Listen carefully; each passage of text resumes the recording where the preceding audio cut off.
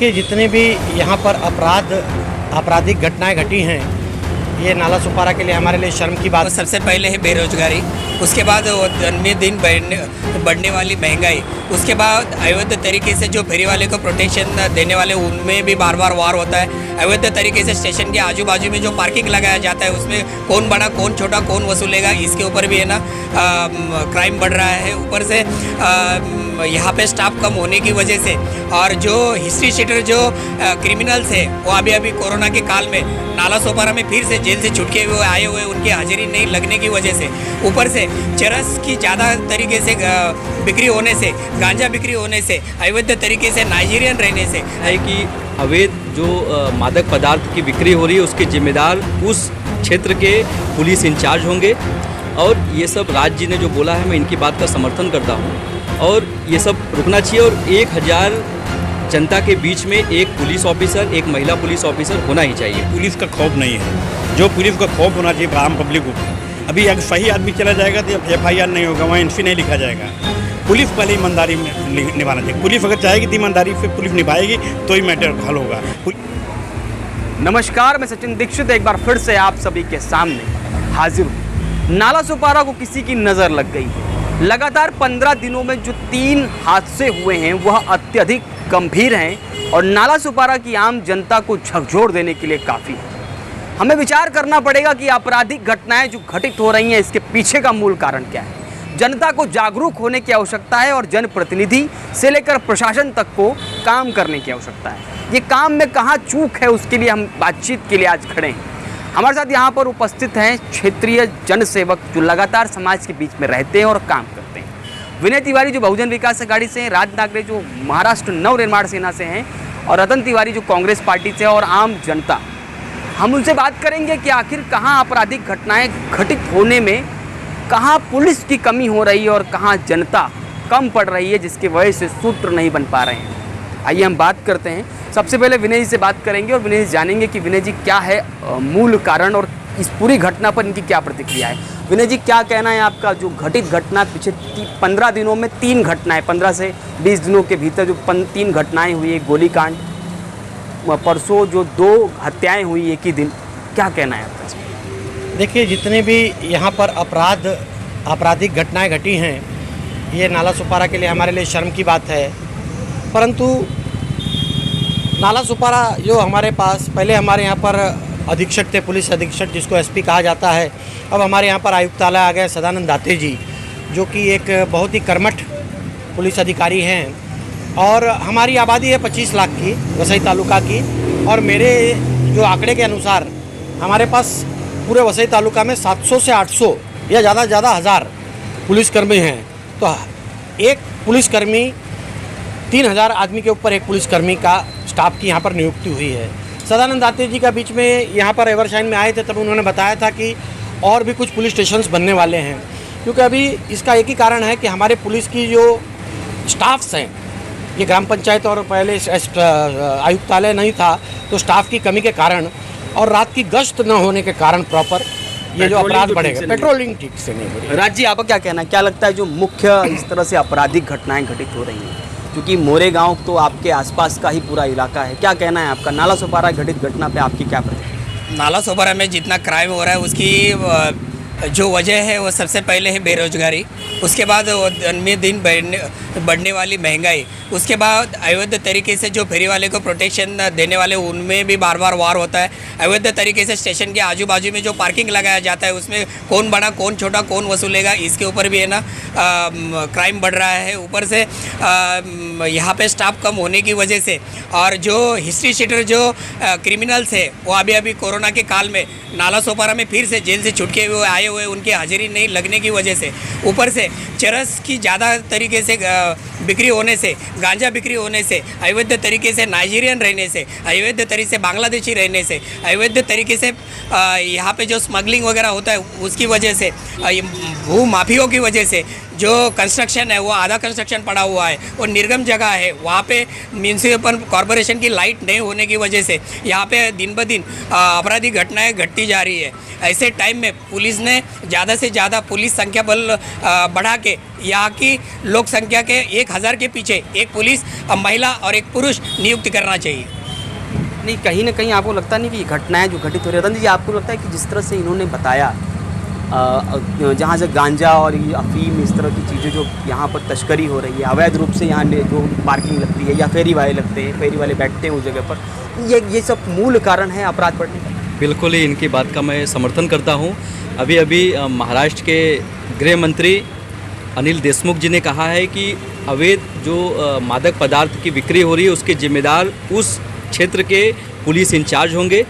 और ये सब राज्य जी ने जो बोला है मैं इनकी बात का समर्थन करता हूँ, और ये सब रुकना चाहिए। और 1000 जनता के बीच में एक पुलिस ऑफिसर, एक महिला पुलिस ऑफिसर होना ही चाहिए। अभी जो इस तरह कल जो बीते दिनों घटना हुई 4:30 बजे, देखो उसमें कुछ ही रुपए के लिए हत्या कर दी। क्या आपको लगता नहीं औजार आ जाते हैं यहाँ पर, कट्टे आ जाते हैं यहाँ पर, उसके बाद उस पर हमला हो जाता है, कहीं ना कहीं परिवार उजड़ जाता है, तो बहुत गंभीर है। और पुलिस और जनता, इसके अलावा जनप्रतिनिधि, क्या लगता नहीं वो भी जिम्मेदार है?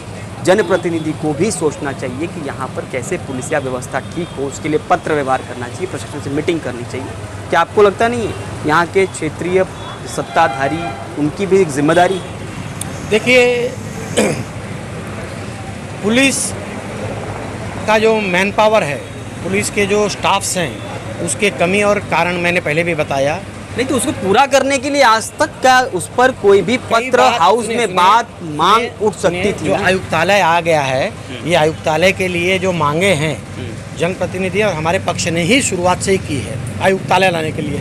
अब नाला सुपारा की स्थिति ऐसी है, जैसे राज भाई ने बताया, रतन तिवारी ने बताया कि चारों बाजू हम लोग जो है ना एक सैटेलाइट सिटी है, मुंबई की सैटेलाइट सिटी है। हमसे सटा हुआ थाना है डोंबिवली, कल्याण डोंबिवली है, मीरा भाईंदर और मुंबई। वहाँ के जो पुलिस वाले तड़ी पार करते हैं वो यहाँ पर आकर रह जाते हैं। 300 रुपये से लेकर के 10,000 रुपये तक का यहाँ किराए पर आराम से जो है ना घर मिल जा रहा है। यहाँ पर 300 रुपये से लेकर के 40 में 300-400 रुपये से लेकर के 10,000 रुपये में घर मिल जाता है।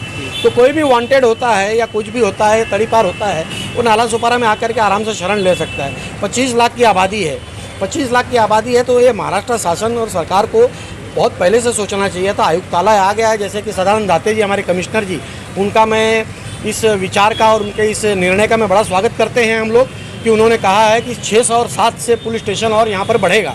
6-7 पुलिस स्टेशन का बढ़ने का मतलब होता है करीबन 20-25 पुलिस चौकियों का बढ़ना और स्टाफ का बढ़ना। क्या राज जी आपको लगता नहीं आमदार, उनकी एक जिम्मेदारी है, उनका भी एक दायित्व बनता है? अगर जहाँ पर अपराध बढ़ता है वहाँ व्यापार कम हो जाता है, जहाँ व्यापार कम होता है वहाँ बेरोजगारी बढ़ती है, और जहाँ बेरोजगारी बढ़ती है उस तरह के इस तरह के कृत्य सामने आते हैं। क्या आपको लगता नहीं क्षेत्रीय विधायक की भी एक पूर्ण जिम्मेदारी है? बेशक, जहाँ पे हम लोग रहते हैं वहाँ के लोक प्रतिनिधि की ये जिम्मेदारी है, वहाँ के नगर सेवक की वो जिम्मेदारी है कि उसके क्षेत्र में क्या चल रहा है क्या नहीं चल रहा है।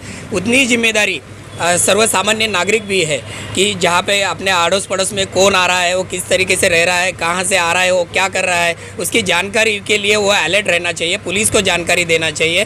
पुलिस ने जैसे ही आम आदमी जब ऐसे किसी शक की जानकारी देता है तो उसके ऊपर अच्छी कड़ी कार्रवाई करना चाहिए, उसको हिरासत में लेना चाहिए। उसके ऊपर अगर आपराधिक मामले हो तो उसकी चार्जशीट स्ट्रॉन्ग बना करके उसे ज़्यादा से ज़्यादा पनिशमेंट देने का उपयोग करना चाहिए। जिम्मेदारी हर एक आदमी का, हर आदमी जिम्मेदार नागरिक बनना चाहिए। क्या आपको लगता है क्षेत्रीय सत्ता अपराध मुक्त हमारा नाला सुपारा हो, अपराध मुक्त हमारा तालुका हो, इसके लिए सचेत है और काम कर रही है? बिल्कुल काम करना चाहिए। जिसका कर रही है कि नहीं? नहीं, ये जो यहाँ की सत्ताधारी पक्ष है बहुजन विकास आघाड़ी, वो पूरी तरीके से फेल है। वो उन लोग का इतिहास ही गुंडों से रहा है, वो गुंडा पार्टी है। उन लोग क्या यहाँ के लिए करेंगे?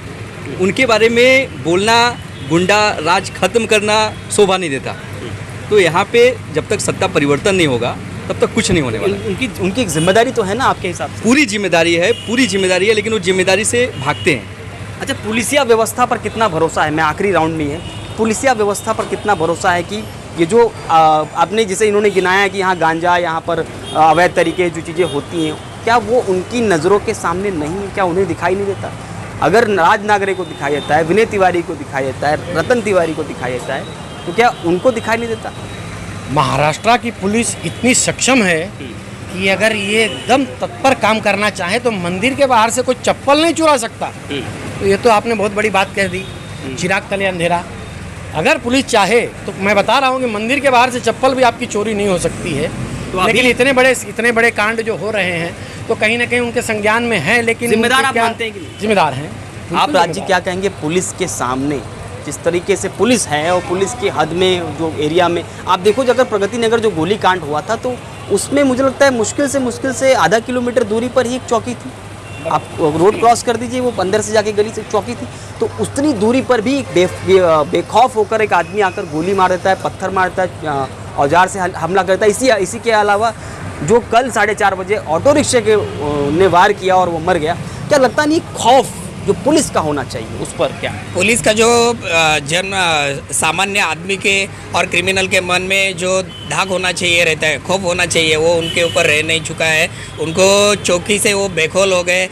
इतना ही क्या, चौकी में भी झगड़ा होते, चौकी में भी इससे पहले वार हो चुके हैं। ऐसे ये क्राइम और क्रिमिनल शहर दिन ब दिन चर्चा में आ चुका है।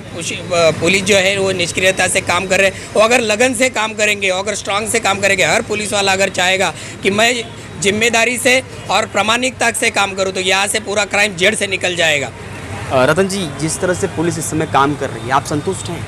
यहाँ के जो पीआई हैं राजेंद्र कांबले जी, जब मानिकपुर में थे तो मैं उनको बहुत अच्छी तरीके से जानता हूँ। बड़े अच्छे और जाबाज ऑफिसर हैं और मुझे पूरा विश्वास है कि वो अगर चाहेंगे तो ये गुंडाराज, ये जो भाईगिरी है, हत्या, मर्डर, बलात्कार सब खत्म हो जाएगा। लेकिन उनको इस पर मुस्तैदी से डट के खड़ा होना पड़ेगा। चाहेंगे तब आप शब्द आप नहीं, मेरा आखिरी राउंड में एक आखिरी सवाल कि अगर ऐसा अपराध मुक्त नाला सुपारा या अपराध मुक्त शहर नहीं हुआ तो जनता को आप क्या संदेश देना चाहेंगे और क्या करेंगे एक जनप्रतिनिधि के नाते? या ऐसा होना चाहिए, जनता को इतनी आगे बढ़ना चाहिए, एक जागरूकता के नाते आप लोगों की तरफ से एक मैं पूछूंगा।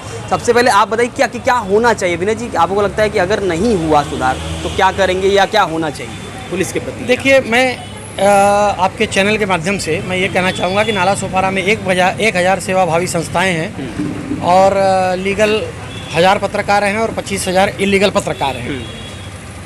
तो सब लोग अगर मिलकर के वारंवार पुलिस स्टेशन में, मंत्रालय में, दिल्ली तक पुलिस स्टेशन में, आयुक्तालय में, सह आयुक्तालय में हमारी तकरारें बार बार जाएंगी तो कभी न कभी तो पुलिस आयुक्तालय में कान खुलेगा और कुछ न कुछ होगा। चलिए, हाँ, कुछ होगा। राज्य आपको क्या लगता है अगर नहीं हुआ या अपराध मुक्त नाला सुपारा और इसी तरह जा ही रहा तो क्या करेगी महाराष्ट्र नवनिर्माण सेना के राजनाथ?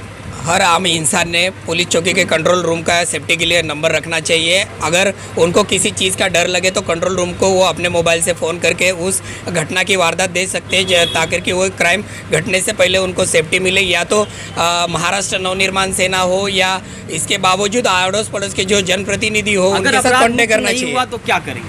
अपराध मुक्त नहीं हुआ, चल रहा है भाई, जा ही रहा तो क्या? महाराष्ट्र नवनिर्माण सेना आगे ही गृह राज्य तक उसके लिए बात करेगी और ज़्यादा से ज़्यादा स्टाफ या पुलिस भर्ती करवाने की मांग करेगी। रतन जी, आपकी तरफ से क्या कहना, अगर नहीं हुआ तो क्या? ऐसा है कि मुझे पूरा यकीन है कि होगा। आपकी तरफ से क्या कहना है कि जिस तरीके का माहौल है, आपकी क्या प्रतिक्रिया है? चूँकि आपके पास अनुभव है इस क्षेत्र का, तो क्या कहना है? देखिए, पहली बात यह है कि पुलिस का खौफ नहीं है। जो पुलिस का खौफ होना चाहिए आम पब्लिक ऊपर। अभी अगर सही आदमी चला जाएगा तो FIR नहीं होगा, वहाँ NC नहीं लिखा जाएगा। पुलिस पहले ईमानदारी निभाना चाहिए। पुलिस अगर चाहेगी तो ईमानदारी से पुलिस निभाएगी तो ही मैटर हल होगा। पुलिस का खौफ नहीं है पब्लिक में। अभी कोई फ़ोन करेगा तो पुलिस आती नहीं जल्दी। मर्डर हो जाए, कुछ हो जाए, लेकिन फ़ोन करो पुलिस जल्दी आती नहीं। इसलिए पुलिस को पहले सुधार होना चाहिए, स्टाफ बढ़ाना चाहिए। आपका क्या कहना है कि जिस तरीके से माहौल है उस पर आपकी क्या प्रतिक्रिया? पहली बात कि थैंक यू, आप जैसे पत्रकार, लिरिक पत्रकार इस मुद्दे को बार बार उठाते रहते हैं, तो मैं आपका अप्रिशिएट करता हूँ। ओवरऑल ऐसा है कि फ़िलहाल जो माहौल चालू है उसमें हर पार्टी, मेरा तो कहना है, ना कोई कांग्रेस, बीजेपी, मनसे, हर पार्टी ने इनिशिएटिव लेके इस मसले को, इसके ऊपर एक विचारधारा क्रिएट करके शासन से, प्रशासन से कम्युनिकेट करके एक कुछ ना कुछ इसके ऊपर उपाय वो निकालना चाहिए। और मेरा तो ये कहना है, हर पब्लिक, एवरी इंडिविजुअल ने खुद इनिशिएटिव लेके इसके ऊपर सोचना चाहिए और अलर्ट रहना चाहिए। धन्यवाद। यही मैं कहना चाहूँगा। ये थी जनता और कहीं न कहीं इनका कहना साफ है कि पुलिस का साथ देने के लिए जनता को भी सूत्र का काम करना चाहिए। अगर सूत्र मजबूत होंगे तो पुलिस सहकार कर सकती है, और पुलिस अगर सहकार करेगी यानी पुलिस साथ देगी, सहयोग करेगी, तो निश्चित रूप से नाला सोपारा अपराध मुक्त नाला सोपारा बन सकता है। इसके लिए पुलिस के साथ साथ जनता को और जनता के साथ जनप्रतिनिधि को उनका साथ देना होगा। आज के लिए इतना ही, धन्यवाद।